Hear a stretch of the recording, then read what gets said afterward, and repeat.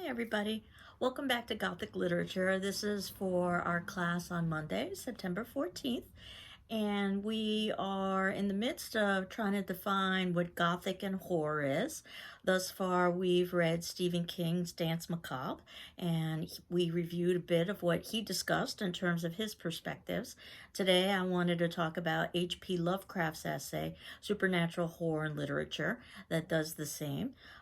They both do it in very different ways. However, Stephen King is much more informal and colloquial, and H.P. Lovecraft is much more dense, and he does so purposely. I'm not necessarily saying that that's a bad thing, but it can perhaps interfere with a modern reader's perspective, especially if you're not necessarily familiar with the background with all of the works that he cites. But the good news is that you don't necessarily have to be familiar with all of the works that he cites. What I'm more interested in relation to our discussing this essay is how it might be applicable to establishing a foundation about Gothic and horror. I also, before I started, wanted to talk a little bit about the attendance discussion forum question. I very much enjoyed your responses about fear. And that said, I might have asked you a question in response to one of your responses, and you're not in any way obligated to answer. That was just a way for me to spur thinking.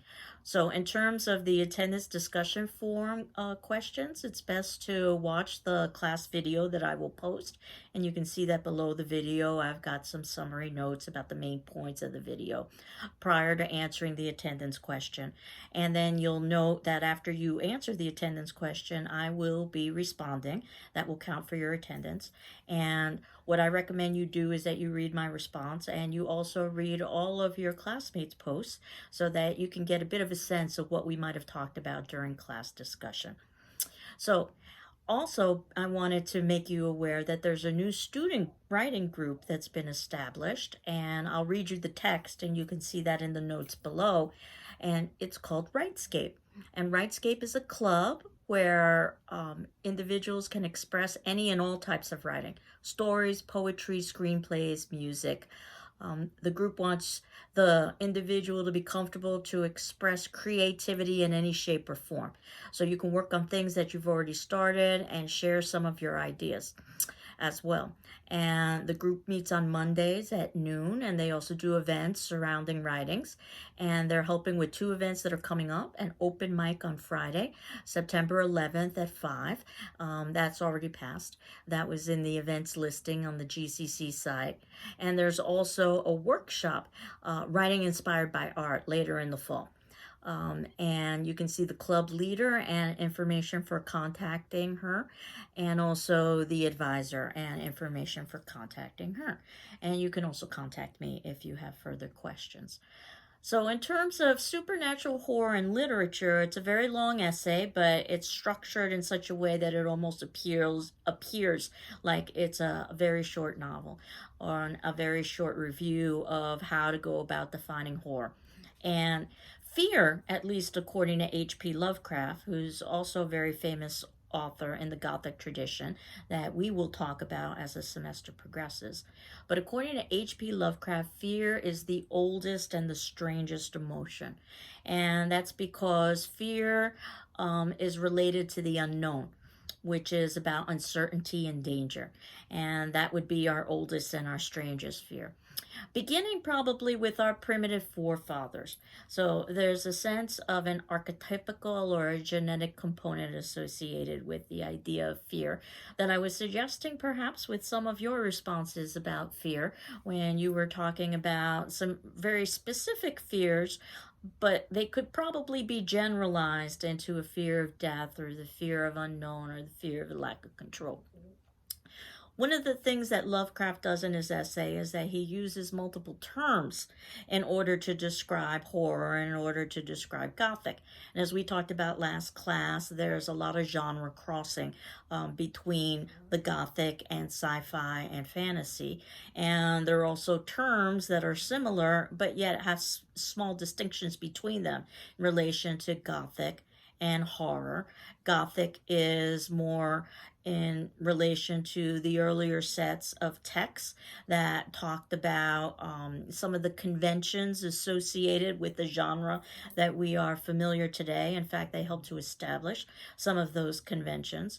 Stephen King talked about that there are perhaps different layers of horror, whether it be terror, which is perhaps a much more subtle approach to trying to inspire fear that relies on the use of the imagination, as opposed to something like the gross out, as Stephen King calls it, that which is much lower in relation to art, and much more in terms of trying to evoke a quick visceral reaction through a disgust or disdain.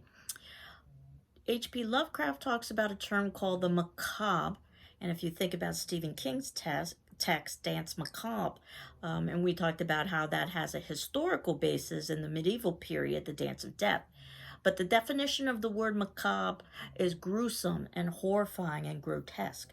And again, that kind of leads to the question, why would anybody want to willingly engage in submersing themselves in that kind of artistic form? And we had theorized about this last class, whether it was for a sense of catharsis or purging of emotions, or whether it was a way to safely engage in the deviant or the forbidden, whether it was a way just to evoke some adrenaline, almost like riding a roller coaster in an amusement park, or some combination thereof. In addition to the word macabre, H.P. Lovecraft also talks about the word weird, and in that relation, it's known as something that's unearthly or uncanny. I believe last class we talked a little bit about Freud's uncanny, and Freud made an argument, and if we didn't talk about this in the last class, then I would have talked about it in my horror film class, and I know some of you are students in both. But basically the idea of the uncanny, that which is familiar yet unfamiliar at the same time, which leads to a certain sense of disturbance. Perhaps a zombie is a good example of being familiar, somewhat humanoid, but yet also unfamiliar at the same time. The weird, at least according to Lovecraft, is related to the supernatural, that which defies the laws of the natural world, which is the distinction, I suppose, between supernatural literature and science fiction, where science fiction might have science that defies the natural world, at least at that point in time. But the assumption is that in the future, the science will be able to catch up to that particular point. And according to Lovecraft, a reader, in order to truly enjoy supernatural literature or Gothic literature or horror literature or whatever term you fancy, must have a certain level of imagination and some kind of detachment from everyday life. In other words, they can't be too grounded in reality, because many of the events that are discussed are events that are too fantastic to occur in our natural world. And in chapter 1 of this particular essay, in the introduction, we're introduced to what Lovecraft says is an essential component to these texts, that there is an atmosphere of dread. In fact, I wanted to read that particular section to you, which, at least in my version, and this happens to be the Dover version that I had assigned for class, this is on page 15, that the true weird tale has something more than secret murder, or bloody bones, or a sheeted form clanking chains, according to rule. A certain atmosphere of breathless and unexplained dread of outer, unknown forces must be present. And there must also be a hint, expressed with a seriousness and portentousness becoming in its subject, of that most terrible conception of the human brain, a malign and particular suspension or defeat of those fixed laws of nature, which are our only safeguard against the assaults of chaos and the demons of unplumbed space. And he continues on page 16, saying that atmosphere is the all-important thing. For the final criterion of authenticity is not the dovetailing of a plot, but the creation of a given sensation. We may say, as a general thing, that a weird story whose intent is to teach or produce a social effect, or one in which the horrors are finally explained away by natural means, is not a genuine tale of cosmic fear, but it remains a fact that such narratives often possess, in isolated sections, atmospheric touches which fulfill every condition of true supernatural horror literature. Therefore, we must judge a weird tale not by the author's intent, nor by the mere mechanics of the plot, but by the emotional level which it attains at its least mundane point. If the proper sensations are excited, such a high spot must be admitted on its own merits as weird literature, no matter how prosaically it is later dragged down. The one test of the really weird is simply this: whether or not there be excited in the reader a profound sense of dread and of contact with unknown spheres and powers, a subtle attitude of awed listening, as if for the beating of black wings or the scratching of outside shapes and entities on the known universe's utmost rim. And of course, the more completely and unifiedly a story conveys this atmosphere, the better it is a work of art in the given medium.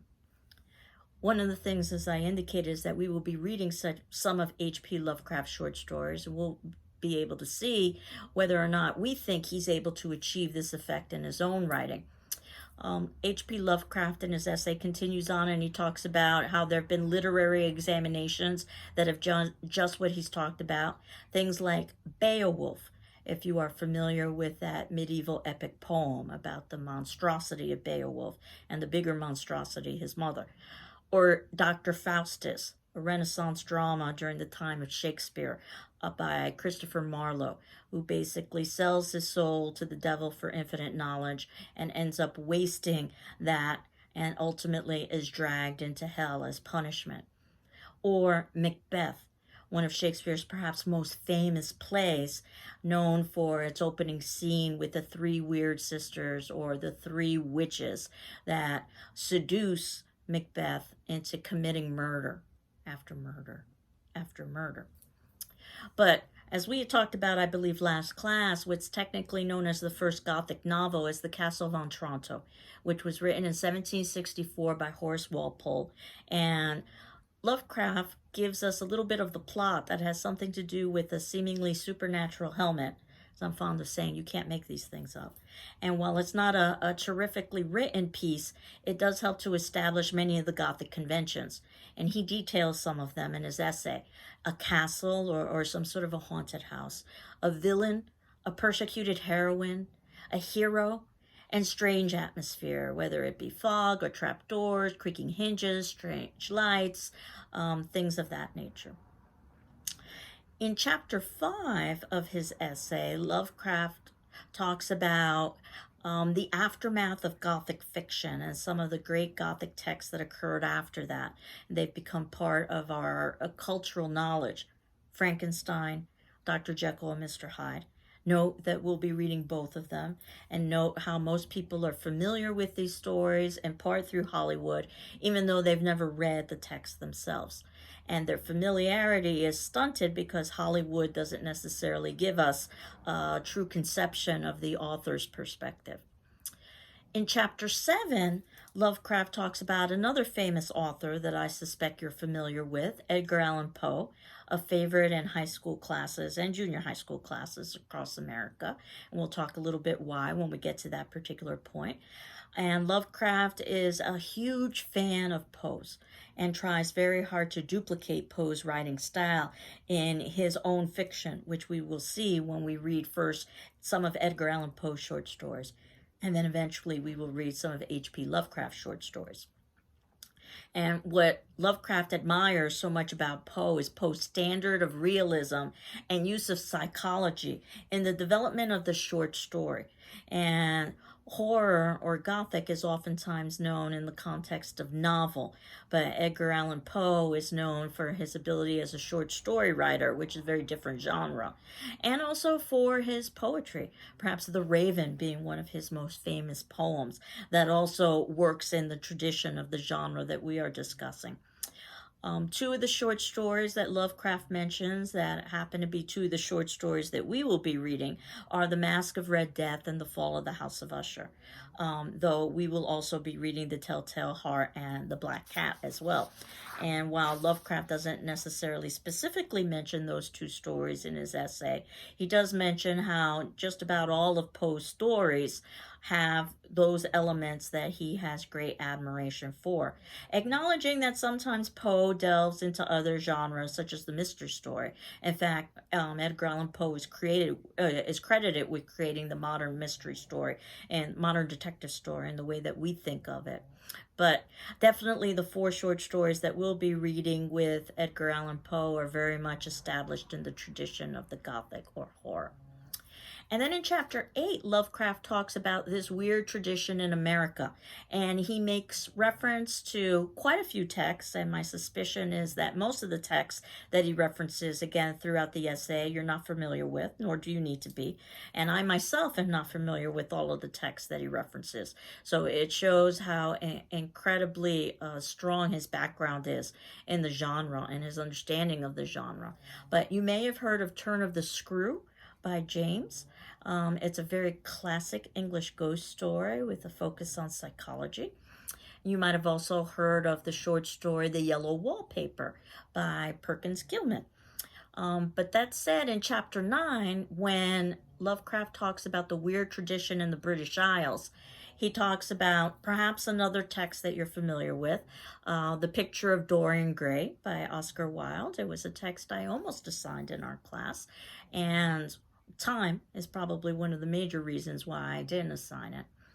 But the bulk of that particular chapter is associated with, again, one of those iconic Gothic texts, Dracula. And of course, we will be reading that as well. In fact, the versions of Dracula, Dr. Jekyll and Mr. Hyde, and Frankenstein that I had ordered for the class happen to appear in one text that are put together by no other than Stephen King. That said, you can read any editions of any of the texts, and as I indicated, whenever I can find links for whatever it is we're reading, I will include that in our classes. So I was able to find a link for Danse Macabre, so you can find that link in last class's notes. I was able to find a link for Supernatural Horror and Literature, which is included in today's notes. And I was also able to find a link for Frankenstein, which I will include in today's notes and in the notes for several classes following as we talk about Frankenstein. But basically, Lovecraft ends his essay by discussing that the best horror tales, these are the criteria they should share: that they have a sense of naturalness and convincingness to them, that there's an artistic smoothness to them, that there's skillful artistry with technique, there's craftsmanship, experience, there's also psychological knowledge, exotic atmosphere, and some sort of supernatural element, or at least possible supernatural element, since we had discussed last class that ambiguity is oftentimes an element of the text, perhaps purposefully, so that a reader who isn't necessarily able to suspend disbelief for a supernatural explanation can perhaps exit the text by coming up with another explanation. So this is basically the ending of our introduction to the class of Gothic literature. Now we begin to actually read texts in the Gothic tradition, and that begins with Frankenstein.